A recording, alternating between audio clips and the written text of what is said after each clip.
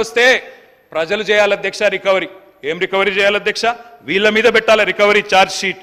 2 లక్షల తులాల బంగారం బాకీ ఉన్నారు మీరు. కళ్యాణ లక్ష్మి కేసీఆర్ ఇస్తే మీదికెళ్ళి తులం బంగారం ఇస్తామని చెప్పి మహిళలకు సెంటిమెంట్ కొట్టిన అధ్యక్ష. వీళ్ళు ఏడబోయింది అధ్యక్ష మరి తులం బంగారం? మొన్న మా విప్ గారు సిరిసిల్లకు వచ్చి బ్రహ్మాండంగా కళ్యాణ లక్ష్మి చెక్కులు ఇచ్చినారు అధ్యక్ష. కేసీఆర్ గారి టైంలో ఇచ్చిన 1,116 తప్ప మరి తులం బంగారం విప్ గారికి దొరకలేదా? గవర్నమెంట్కి దొరకలేదా?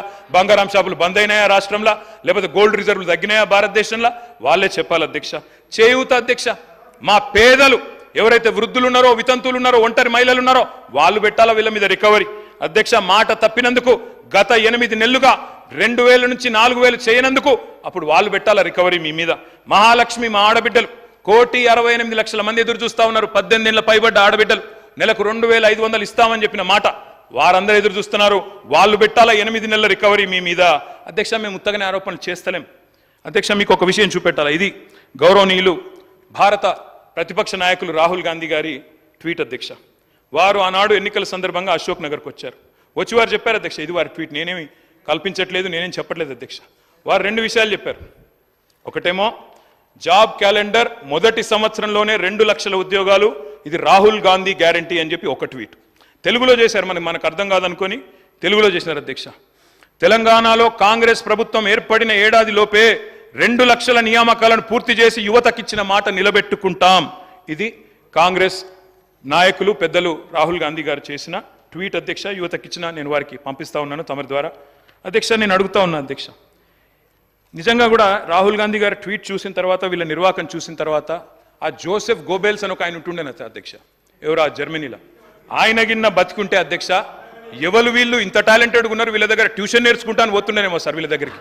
ఎందుకంటే ఇంత అద్భుతంగా అబద్ధాలు చెప్పొచ్చు అని మాకు తెలియదు సార్ అధ్యక్ష. 30,000 ఉద్యోగాలు ఇచ్చినామని చెప్పి బడ్జెట్ స్పీచ్లో చెప్పారు అధ్యక్ష. 30,000 ఉద్యోగాలు. నేను అడుగుతా ఉన్నా అధ్యక్ష, 30,000 ఉద్యోగాలు ఎక్కడిచ్చారు సార్ అధ్యక్ష? ఐ రికమెండ్, నేను అక్కడ మొత్తం డేట్స్ ఉన్నాయి, నోటిఫికేషన్ ఎప్పుడు వచ్చింది, పరీక్ష ఎప్పుడు జరిగింది, మీరు ఎప్పుడు కాగితాలు ఇచ్చిన డేట్లు ఉన్నాయి చెప్పమంటే చెప్తా అధ్యక్ష.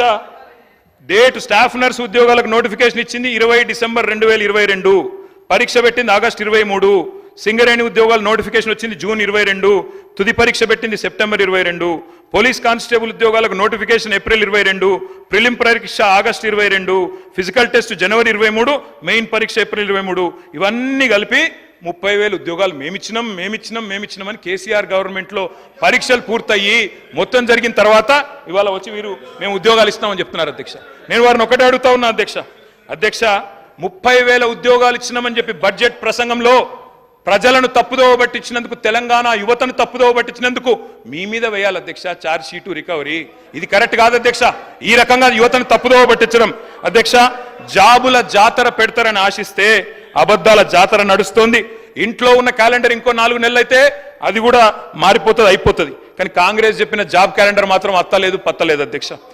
నేను అడుగుతా ఉన్నా, ఈరోజు ఆ రోజు అశోక్ నగర్కి ఉస్మానియా యూనివర్సిటీకి పరుగులు పెడుతూ పోయినారు.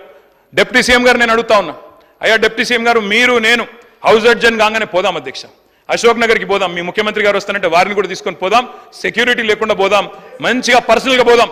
పోయి అక్కడ ఉండే ఏ ఒక్క యువకుడు, ఏ ఒక్క యువతి, ఏ ఒక్క చెల్లెలు చెప్పినా, ఒక్క ఉద్యోగం అన్నా ఈ ప్రభుత్వం ఇచ్చిందని చెప్తే నేను అక్కడనే రాజీనామా చేసి వెళ్ళిపోతాను అధ్యక్ష. ఒక్క ఉద్యోగం రేవంత్ రెడ్డి గారి ప్రభుత్వం, కాంగ్రెస్ ప్రభుత్వం వచ్చినాక కొత్తగా ఇచ్చినాము అని ఏ ఒక్క యువతి గాని యువకుడు చెప్పినా నేను అక్కడే రాజీనామా చేసి రాజకీయ సన్యాసం తీసుకుంటా అధ్యక్ష. ఒక్కరు చెప్పినా నేను చెప్తా ఉన్నా అధ్యక్ష, అక్కడే సిటీ సెంట్రల్ లైబ్రరీలో ముఖ్యమంత్రి గారికి, ఉప ముఖ్యమంత్రి గారికి, మా పార్టీ తరఫున, తెలంగాణ యువత తరఫున 1,00,000 మందితో పౌర సన్మానం కూడా పెడతామని చెప్పి కూడా నేను చెప్తా ఉన్నా అధ్యక్ష. ఈ రకంగా చెప్తాను అధ్యక్ష. 10 ఏళ్ళు కూడా ఏం చేసినామో చెప్తాను. ఇంత అద్భుతంగా అసెంబ్లీని పక్కదారి పట్టిస్తున్నారంటే ఆయన వాగ్దాటితోటి 10 ఏళ్ళల్లో మరి గత తెలంగాణ ఉద్యమంలో ఇంటికో ఉద్యోగం ఇస్తామని చెప్పి మోసం చేసి మీరు ఉస్మానియా యూనివర్సిటీకి 10 ఏళ్ళల్లో పోలేని పరిస్థితి తెచ్చుకున్నది మీరు. ఆయన చెప్పే ఉద్యోగాల కథ ఎట్లున్నదంటే కోట శ్రీనివాస్ గారి యొక్క కోడి కథ.